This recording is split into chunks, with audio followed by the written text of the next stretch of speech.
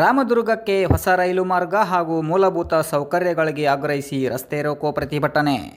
ಬೆಳಗಾವಿ ಜಿಲ್ಲೆ ರಾಮದುರ್ಗದಲ್ಲಿ ಮೂಲಭೂತ ಸೌಕರ್ಯಗಳಿಗೆ ಆಗ್ರಹಿಸಿ ನ್ಯಾಷನಲ್ ಹ್ಯೂಮನ್ ರೈಟ್ಸ್ ಮತ್ತು ಶಬರಿ ಎಕ್ಸ್‌ಪ್ರೆಸ್ ರೈಲು ಹೋರಾಟ ಸಮಿತಿ ರಾಮದುರ್ಗ, ಕರ್ನಾಟಕ ರಕ್ಷಣಾ ವೇದಿಕೆ ಹಾಗೂ ವಿವಿಧ ಸಂಘಟನೆಗಳಿಂದ ಮಿನಿ ವಿಧಾನಸೌಧ ಎದುರುಗಡೆ ಅಂಬೇಡ್ಕರ್ ಸರ್ಕಲ್ನಲ್ಲಿ ರಸ್ತೆ ತಡೆದು ಪ್ರತಿಭಟನೆ ನಡೆಸಿ ತಹಶೀಲ್ದಾರ್ಗೆ ಮನವಿ ಸಲ್ಲಿಸಲಾಯಿತು.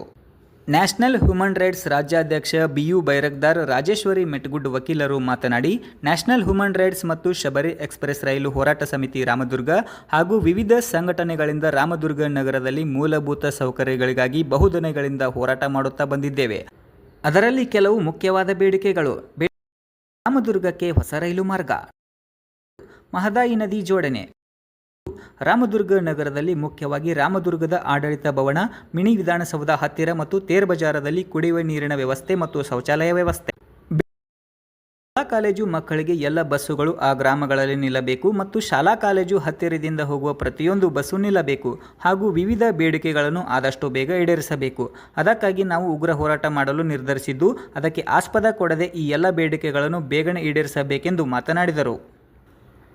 ಈ ಸಂದರ್ಭದಲ್ಲಿ ನ್ಯಾಷನಲ್ ಹ್ಯೂಮನ್ ರೈಟ್ಸ್ ಮತ್ತು ಶಬರಿ ಎಕ್ಸ್‌ಪ್ರೆಸ್ ರೈಲು ಹೋರಾಟ ಸಮಿತಿ ರಾಮದುರ್ಗ, ಕರ್ನಾಟಕ ರಕ್ಷಣಾ ವೇದಿಕೆ, ವಿವಿಧ ಸಂಘಟನೆಯ ಪದಾಧಿಕಾರಿಗಳು, ಸಾರ್ವಜನಿಕರು ಉಪಸ್ಥಿತರಿದ್ದರು.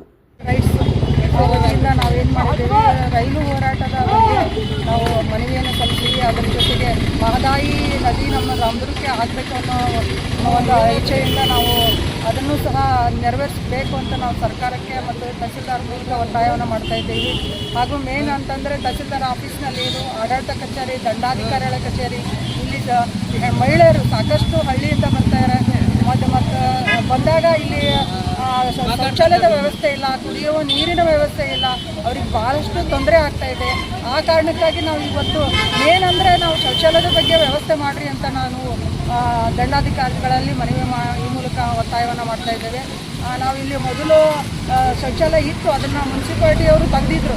ನಾವು ಪುರಸಭೆ ಸದಸ್ಯ ಆಗಿದ್ದಾಗ ನಾನು ಹೇಳಿದ್ದೀನಿ, ಅವ್ರಿಗೆ ಹೇಳಿ ಮನವಿಯನ್ನು ಕೊಟ್ಟಿದ್ದೀವಿ. ನಾವು ಶೌಚಾಲಯ ಮಹಿಳೆಯರಿಗೆ ತೆಗೆದಿದ್ದೀರಿ, ಅದನ್ನು ಸರಿಪಡಿಸ್ರಿ, ಇನ್ನೊಂದು ಹೊಸದಾಗಿ ನಿರ್ಮಾಣ ಮಾಡಿ ಅಂತ ನಾವು ಒತ್ತಾಯವನ್ನು ಮಾಡಿದ್ವಿ. ಆ ಪ್ರಕಾರ ಅದು ಇಲ್ಲಿವರೆಗೂ ಸಹ ಶೌಚಾಲಯವನ್ನು ನಿರ್ಮಿಸಿಲ್ಲ ಮತ್ತು ಅದೇ ರೀತಿ ಕುಡಿಯೋ ನೀರಿನ ವ್ಯವಸ್ಥೆನೂ ಏನೂ ಇಲ್ಲ. ಇಲ್ಲಿ ಅವ್ಯವಸ್ಥೆ ಭಾಳ ಇದೆ, ಆಡಳಿತ ಕಚೇರಿಯಲ್ಲಿ ಅವ್ಯವಸ್ಥೆ ಭಾಳ ಇದೆ. ಅದಕ್ಕೆ ಅದನ್ನೆಲ್ಲ ಸೇರಿಸಿ ನಾವು ಇವತ್ತು ಈ ಮೂಲಕ ನಾವು ನಮ್ಮ ಹೋರಾಟದ ಮೂಲಕ ಅವರಿಗೆ ಒತ್ತಾಯವನ್ನು ನಾವು ಮಾಡ್ತಾ ಇದ್ದೀವಿ. ನಾವು ಇವತ್ತು national human rights, Shabari express ರೈಲು ಹೋರಾಟ ಸಮಿತಿ, ಕರ್ನಾಟಕ ರಕ್ಷಣಾ ವೇದಿಕೆ, ನಮ್ಮ ಆತ್ಮೀಯ ಮಿತ್ರರು, ಎಲ್ಲ ವಕೀಲರು, ಇವರನ್ನದೇ ಎಲ್ಲ ಸಂಘಟನೆಯವರು ನಮ್ಮ ಇವತ್ತು ರಸ್ತಾ ರೋಕೋ ಕಾರ್ಯಕ್ರಮ ಮಾಡಿದ್ದೀವಿ. ಕಾರಣ ಏನಪ್ಪ ಅಂತಂದ್ರೆ, ನಾವು ಮೂಲಭೂತ ಸೌಕರ್ಯಕ್ಕಾಗಿ ಕಳೆದ 20-25 ವರ್ಷಗಳಿಂದ ಹೋರಾಟ ಮಾಡ್ತಾ ಬಂದಿದ್ದೀವಿ. ನಮ್ಮ ಮುಖ್ಯ ವಿಷಯಗಳೇನಪ್ಪ ಅಂತಂದರೆ, ಒಂದನೇದು ರಾಮದುರ್ಗಕ್ಕೆ ಹೊಸ ರೈಲು ಮಾರ್ಗ ಆಗಬೇಕು. ಆ ಹೊಸ ರೈಲು ಮಾರ್ಗ ಆಗುವವರೆಗೆ ನಮ್ಮದು ಹೋರಾಟ ನಿರಂತರವಾಗಿರುವುದು. ಎರಡನೇದು, ಇಲ್ಲಿ ಮಹದಾಯಿ ನದಿ ಜೋಡಣೆ ಆಗಬೇಕು. ಮಹದಾಯಿ ನದಿ ಜೋಡಣೆ ಆಗೋದ್ರಿಂದ ನಮ್ಮ 5 ಜಿಲ್ಲೆಗಳಿಗೆ ಬಹಳ ಅನುಕೂಲ ಆಗುತ್ತೆ, ನೀರಾವರಿ ವ್ಯವಸ್ಥೆ ಆಗುತ್ತೆ, ರೈತರಿಗೆ ಬಹಳ ಅನುಕೂಲ ಆಗುತ್ತೆ. ಅದರ ಸಲುವಾಗಿ ನಮ್ಮ ಮಹದಾಯಿ ನದಿ ಜೋಡಣೆ ಬೇಗನೆ ಆಗಬೇಕು.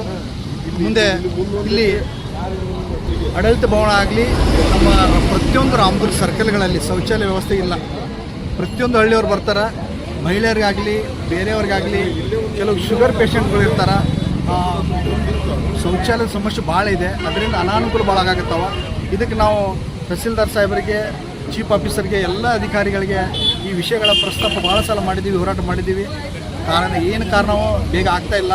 ಈಗ ನಾವು ಇವತ್ತು ಮನವಿ ಕೊಡ್ತಾ ಇದ್ದೀವಿ, ಎಲ್ಲ ವಿಷಯಗಳು ಮಾಡದೇ ಹೋದರೆ ಉಗ್ರ ಹೋರಾಟ ಮಾಡ್ತೀವಿ ಅಂತೇಳಿ. 4ನೇ ವಿಷಯ ಏನಪ್ಪ ಅಂತಂದರೆ, ಇಲ್ಲಿ ಅಂದರೆ ಪಹಣಿ ಪತ್ರಿಕೆಯಲ್ಲಿ ಏನೋ ಸಮಸ್ಯೆಗಳು, ಸಣ್ಣ ಸಮಸ್ಯೆ ಇದ್ದರೂ ಇಲ್ಲಿ ನಾವು ತಹಸೀಲ್ದಾರ್ ಆಫೀಸ್ ಮುಖಾಂತರ ಎಲ್ಲಿ ಹೋಗಬೇಕು, DC ಆಫೀಸ್ ಬೈಲೊಂಗಲ್ ಹೋಗಬೇಕು. ಭಾಳಷ್ಟು ಆಗ್ತಾಯಿದೆ, ರೈತರಿಗೆ ಭಾಳ ತೊಂದರೆ ಆಗ್ತಾಯಿದೆ. ಅದಕ್ಕಾಗಿ AC ಆಫೀಸ್ ಕೂಡ ರಾಮದುರ್ಗದಲ್ಲಿ ಏನಪ್ಪ ಅಂತಂದ್ರೆ, ಶಾಲಾ ಕಾಲೇಜ್ ವಿದ್ಯಾರ್ಥಿಗಳಿಗೆ ಬಸ್ಸಿನ ವ್ಯವಸ್ಥೆ ಸರಿಯಾಗಿ ಆಗ್ತಾಯಿಲ್ಲ. ಬಸ್ಸಿನ ವ್ಯವಸ್ಥೆ ಇದ್ದರೂ ನಿಲುಗಡೆ ಆಗ್ತಾಯಿಲ್ಲ. ಒಂದೇ ವಿಷಯನ ಹೇಳೋಕ್ಕೆ ಇಷ್ಟಪಡ್ತೇನೆ. Government ITI college Ramdurg ಕಂಕನವಾಡಿಯಲ್ಲಿದೆ.